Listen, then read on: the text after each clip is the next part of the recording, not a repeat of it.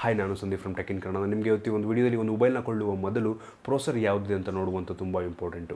ಆ ಮೊಬೈಲ್ ಯಾವ ರೀತಿ ವರ್ಕ್ ಆಗುತ್ತೆ, ಎಷ್ಟು ಫಾಸ್ಟಾಗಿ ವರ್ಕ್ ಆಗುತ್ತೆ, ಎಷ್ಟು ಪವರ್ಫುಲ್ ಆಗಿರುವಂಥ ಗೇಮನ್ನು ರೆಂಡರ್ ಮಾಡುತ್ತೆ, ಯಾವ ರೀತಿ ಮಲ್ಟಿ ಟಾಸ್ಕ್ ಮಾಡುತ್ತೆ, ಇದೆಲ್ಲ ಒಂದು ಪ್ರೊಸೆಸರ್ ಮೇಲೆ ಡಿಪೆಂಡ್ ಆಗಿರುತ್ತೆ. ಅದರಿಂದ ಒಂದು ಪ್ರೊಸೆಸರ್ ಮೊಬೈಲ್ ತುಂಬ ಚೆನ್ನಾಗಿರಬೇಕಾಗುತ್ತೆ. ಪ್ರೊಸೆಸರಲ್ಲಿ ತುಂಬ ವಿಧಗಳಿದೆ. ಲೋ ಎಂಡ್ ಪ್ರೊಸೆಸರ್ ಬರುತ್ತೆ, ಮಿಡ್ ಎಂಡ್ ಪ್ರೊಸೆಸರ್ ಬರುತ್ತೆ, ಹೈ ಎಂಡ್ ಪ್ರೊಸೆಸರ್ ಕೂಡ ಬರುತ್ತೆ. ನಿಮ್ಮ ಒಂದು ಮೊಬೈಲ್ನ ಪ್ರೈಸ್ ರೇಂಜ್ ಮೇಲೆ ಆ ಒಂದು ಪ್ರೊಸೆಸರ್ಗಳು ವೇರಿ ಆಗ್ತಾ ಹೋಗುತ್ತೆ. ತುಂಬ ಕಮ್ಮಿ ಬೆಲೆ ಇರುವಂಥ ಮೊಬೈಲಲ್ಲಿ ಲೋ ಎಂಡ್ ಪ್ರೊಸೆಸರ್ಗಳಿರುತ್ತೆ. ಅದೇ ರೀತಿ ಮಿಡ್ ಎಂಡ್ ಕಮ್ಮಿ, ಒಂದು ಮಿಡ್ ಎಂಡ್ ಪ್ರೈಸಲ್ಲಿ ಮಿಡ್ ಎಂಡ್ ಪ್ರೊಸೆಸರ್ ಎಂಡ್ ಆ ರೀತಿ ಇರುತ್ತೆ. ಆದರೆ ಕೆಲವು ಕಂಪನಿಗಳು ಅವರದ್ದೇ ಆದಂಥ ಅವ್ರ ಮೊಬೈಲ್ಗೆ ಅವರದ್ದೇ ಆದಂಥ ಪ್ರೊಸೆಸರ್ಗಳನ್ನ ಹಾಕೋತಾರೆ. ಅಂತ ಅಂದರೆ ಎಷ್ಟು ಮೊಬೈಲ್ಗಳಿದೆ, ಅವರ ಮೊಬೈಲ್ಗಳಲ್ಲಿ ಹಾರ್ಡ್ವೇರ್ ಎಲ್ಲ ಒಂದು ಹಾರ್ಡ್ವೇರ್ನ ಬೇರೆ ಕಡೆ ತರಿಸ್ಬೋದು. ಅಂದರೆ ಪ್ರೊಸೆಸರ್ ಸ್ನ್ಯಾಪ್ಡ್ರಾಗನ್ ಪ್ರೊಸೆಸರ್ ಆಗಿರ್ಬೋದು. ಸ್ನ್ಯಾಪ್ಡ್ರಾಗನ್ ಒಂದು ಬೇರೆ ಕಂಪನಿ ಆ ಒಂದು ಪ್ರೊಸೆಸರ್ ಅಂತ ಬಿಟ್ಟು ಅವ್ರ ಮೊಬೈಲ್ಗೆ ಹಾಕೋತಾರೆ. ಆದರೆ ಅವರೇ ಒಂದು ಪ್ರೊಸೆಸರ್ನ ಮ್ಯಾನುಫ್ಯಾಕ್ಚರ್ ಮಾಡೋದಿಲ್ಲ. ಆದರೆ ಕೆಲವು ಕಂಪ್ನಿಗಳಿದೆ, ಅವರ ಒಂದು ಮೊಬೈಲ್ಗೆ ಅವರದ್ದೇ ಪ್ರೊಸೆಸರ್ಗಳನ್ನ ಮ್ಯಾನುಫ್ಯಾಕ್ಚರ್ ಮಾಡ್ತಾರೆ. ಕೆಲವು ಅಂದರೆ ಮೂರೇ ಅಂತ ಹೇಳ್ಬೋದು. ಒಂದು ರೀತಿ ಈ ಒಂದು ಸ್ಯಾಮ್ಸಂಗ್ ಇರ್ಬೋದು, ಸ್ಯಾಮ್ಸಂಗ್ನ Exynos ಪ್ರೊಸೆಸರ್ಗಳು, ಇದು ಸ್ಯಾಮ್ಸಂಗ್ನೇ ಮ್ಯಾನುಫ್ಯಾಕ್ಚರ್ ಮಾಡುವಂಥ ಪ್ರೊಸೆಸರ್ಗಳು. ಅವ್ರ ಪ್ರೊಸೆಸರ್ನ ಅವರೇ ಮ್ಯಾನುಫ್ಯಾಕ್ಚರ್ ಮಾಡ್ಕೋತಾರೆ.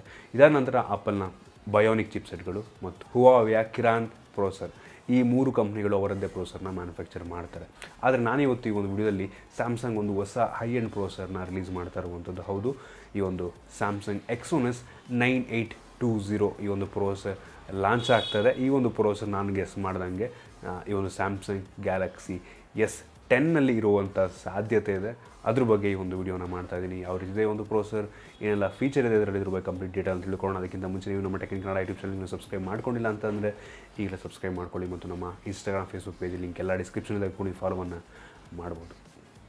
ಮೊದಲನೇದಾಗಿ ಒಂದು Exynos 9820 ಪ್ರೊಸೆಸರ್ನಲ್ಲಿ 8 ನ್ಯಾನೋಮೀಟರ್ ಆರ್ಕಿಟೆಕ್ಚರ್ ಟೆಕ್ನಾಲಜಿಯನ್ನು ಯೂಸ್ ಮಾಡಲಾಗಿರುವಂಥದ್ದು. ಆದರೆ ಕಿರಾನ್ ಮತ್ತು ಬಯೋನಿಕಲ್ಲಿ 7 ನ್ಯಾನೋಮೀಟರ್ ಇರುವಂಥದ್ದು, ಮಚ್ ಬೆಟರ್ ದನ್ ಇದು. ಮತ್ತು ಸ್ನ್ಯಾಪ್ಡ್ರಾಗನ್ 845ರಲ್ಲಿ 10 ನ್ಯಾನೋಮೀಟರ್ ಒಂದು ಆರ್ಕಿಟೆಕ್ಚರ್ ಇತ್ತು. ನಾಟ್ ಬ್ಯಾಡ್ ಅಂತ ನನಗೆ ಅನಿಸುತ್ತೆ. ಇದಾದ ನಂತರ ಈ ಒಂದು ಪ್ರೊಸೆಸರ್ನಲ್ಲಿ 8 ಕೋರ್ಗಳಿರುವಂಥದ್ದು.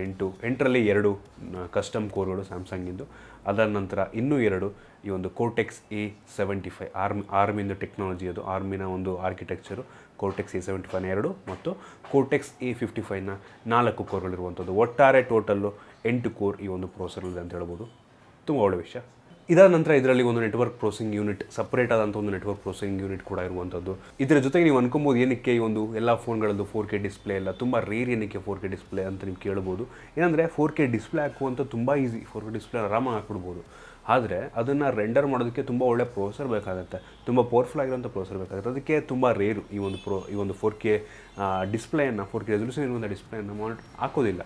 ಬಟ್ ಈ ಒಂದು ಪ್ರೊಸೆಸರಿಂದ ಇದು 4K ಡಿಸ್ಪ್ಲೇನ ಸಪೋರ್ಟ್ ಮಾಡುತ್ತೆ. 4K ಡಿಸ್ಪ್ಲೇನ ರೆಂಡರ್ ಮಾಡುವಂಥ ಸಾಮರ್ಥ್ಯ ಈ ಒಂದು ಪ್ರೊಸೆಸರ್ಗೆ ಅಂತ ಹೇಳ್ಬೋದು. ಇದಾದ ನಂತರ ಇದರಲ್ಲಿ LTE ಮಾಡ್ಯೂಲ್ ನೀವು ನೋಡ್ಬೋದು. ಇದರಲ್ಲಿ ಇದನ್ನು 2 GB/s ತನಕ ಡೌನ್ಲೋಡ್ ಮಾಡುವಂಥ ನೆಟ್ವರ್ಕಲ್ಲಿ ಈ ಒಂದು ಪ್ರೊಸೆಸರ್ನ ಮುಖಾಂತರ ನೆಟ್ವರ್ಕ್ ಕೂಡ ಡಿಪೆಂಡ್ ಆಗುತ್ತೆ. ಯಾವುದೊಂದು ಇದು ಬರಬೇಕು ಅಂತ ಅಂದರೆ 4G ಸಪೋರ್ಟ್, ಕೆಲವೊಂದು 4G ಈಗ ಕೆಲವೊಂದು ಬೇಸಿಕ್ ಪ್ರೊಸೆಸರ್ಗಳು 4Gನ ಸಪೋರ್ಟ್ ಮಾಡಲ್ಲ.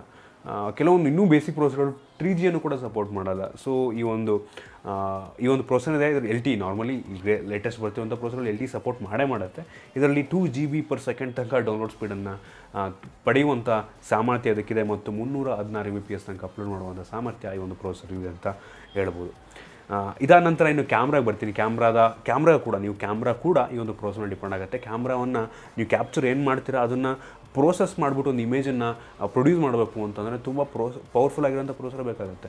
ಈ ಬೇಸಿಕ್ ಪ್ರೊಸೆಸರ್ಗಳಲ್ಲಿ ತುಂಬ ಹೈ ಎಂಡ್ ಲೈಕ್ ತುಂಬ ದೊಡ್ಡ ಕ್ಯಾಮ್ರಾ ಒಂದು ಸೆನ್ಸರ್ಗಳನ್ನ, ಕ್ಯಾಮ್ರಾ ಒಂದು ಇದನ್ನು ಹಾಕೋದಕ್ಕಾಗಲ್ಲ. ಏನಕ್ಕೆ ಅಂದರೆ ಅಷ್ಟೊಂದು ಪ್ರೊಸೆಸಿಂಗ್ ಪವರ್ ಬೇಕಾಗುತ್ತೆ ಒಂದು ಫೋಟೋನ ತೆಗೆದೋದನ್ನು ಪ್ರೋಸೆಸ್ ಮಾಡಬೇಕು ಅಂತ ಅಂದರೆ. ಈ ಒಂದು ಪ್ರೊಸೆಸರ್ನಲ್ಲಿ ರೇರ್ ಕ್ಯಾಮ್ರಾನ 22 MP ಸಿಂಗಲ್ ಆದರೆ, ಮತ್ತು ಫ್ರಂಟ್ ಕೂಡ 22 MP ಹಾಕೊಬೋದು. ಬಟ್ ಸಿಂಗಲ್ ಆದರೆ 2 ಕೂಡ. ನೀವು ಡ್ಯೂಯಲ್ ಆಗ್ತಾಯಿದ್ದೀನಿ ಅಂತಂದರೆ 16 MP + 16 MP ತನಕ ಹಾಕುವಂಥ ಸಾಮರ್ಥ್ಯ ಈ ಒಂದು ಪ್ರೊಸೆಸರ್ಗಿದೆ ಅಂತ ಹೇಳ್ಬೋದು. ಇದರ ಜೊತೆಗೆ ತುಂಬ ಇಂಪಾರ್ಟೆಂಟು ಈ ಒಂದು ಪ್ರೊಸೆಸರ್ನ ಒಂದು ವಿಷಯ, ಪ್ರೊಸೆಸರ್ನ ಸ್ಪೆಷಾಲಿಟಿ ಏನಪ್ಪ ಅಂದರೆ, ಈ ಒಂದು ಪ್ರೊಸೆಸರ್ ನೆಕ್ಸ್ಟು 8K ವಿಡಿಯೋವನ್ನು ಕ್ಯಾಪ್ಚರ್ ಮಾಡುವಂಥ ಸಾಮರ್ಥ್ಯ ಅದಕ್ಕೆ. 8K ವಿಡಿಯೋವನ್ನು ರೆಂಡರ್ ಮಾಡುವಂಥ ಸಾಮರ್ಥ್ಯ, 8K ವಿಡಿಯೋನ ಕ್ಯಾಪ್ಚರ್ ಮಾಡಿ ಅದನ್ನು ಪ್ರೊಸೆಸ್ ಮಾಡುವಂಥ ಸಾಮರ್ಥ್ಯ ಈ ಒಂದು ಪ್ರೊಸೆಸರ್ಗಿದೆ. ಈ ಒಂದು Exynos 9820 ಪ್ರೊಸೆಸರ್ಗಿದೆ. ಇದಿಷ್ಟು ನನ್ನ ಪ್ರಕಾರ ಮೇನ್ ಕೀ ಫೀಚರ್ಸ್ ಅಂತ ನನಗೆ ಅನಿಸುತ್ತೆ. ಇದು ನಾನು ಎಕ್ಸ್ಪೆಕ್ಟ್ ಮಾಡ್ದಂಗೆ ಈ ಒಂದು ಸ್ಯಾಮ್ಸಂಗ್ ಗ್ಯಾಲಕ್ಸಿ S10 ಇರುತ್ತೆ ನನ್ನ ಪ್ರಕಾರ. ನಾನು ಪ್ರಿಟಿ ಶೂರ್ ಅದರಲ್ಲಿ ಇರ್ಬೋದು ಅಂತ. ಇದಿಷ್ಟು ಈ ಒಂದು ಪ್ರೊಸೆಸರ್ನ ಫೀಚರ್ಗಳು.